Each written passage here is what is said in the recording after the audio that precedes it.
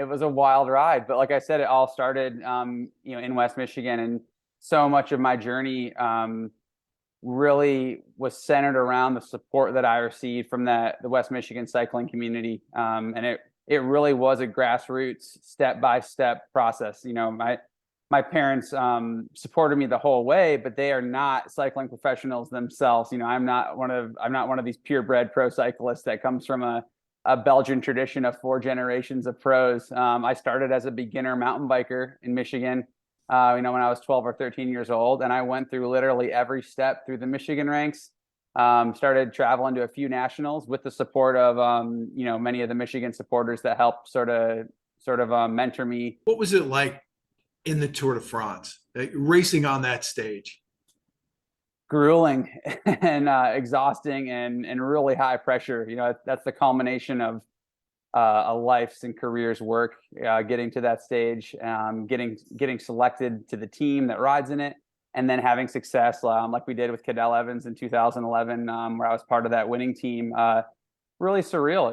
It was a childhood sort of dream and memory. I had visions of watching those riders ride across those stages and ride into Paris, as a kid, and then I found myself living it. So it really was an example of staying committed to passion and believing that dreams and goals can come true, and really utilizing and leaning on the support network around me, many of whom were there in Michigan. So really the ultimate team effort, and execution of that, riding in an event like the Tour de France.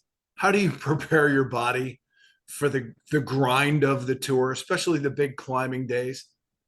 To prepare for the tour, you just need so much accumulation and depth of fitness. It's so much time on the bike. It's so much training.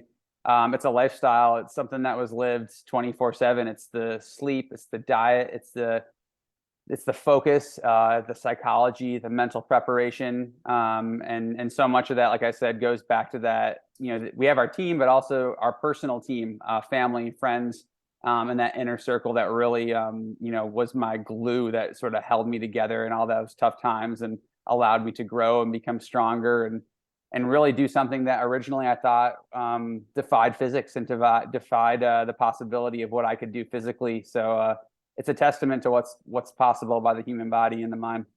You talked about, your team and Cadel Evans and getting him to that finish line. What's a bigger accomplishment for you? Winning a stage in one of these bigger races you've been a part of, or seeing Cadel Evans win that Tour de France? Tough question. Yeah, if I have to rank career accomplishments, being a teammate and an assist to the arguably one of the biggest sporting accomplishments in winning the tour with Cadel as a teammate, or my own success of raising my arms up in the air.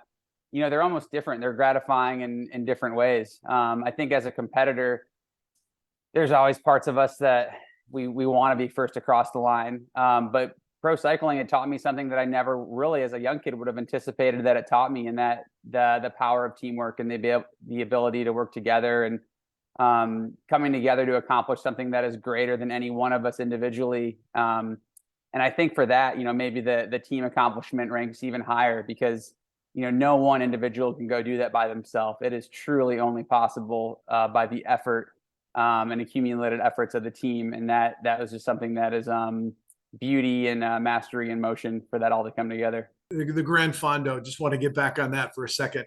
Just the community impact that a race like this has. Is that what makes cycling so special? I think it is. One of the things I love most about bike riding is that whether I'm racing at the level of the Tour de France, or whether it's someone who just got on the bike yesterday, you can literally put us side by side, and we can roll down the street, or we can roll down the trail together and thoroughly and authentically enjoy it.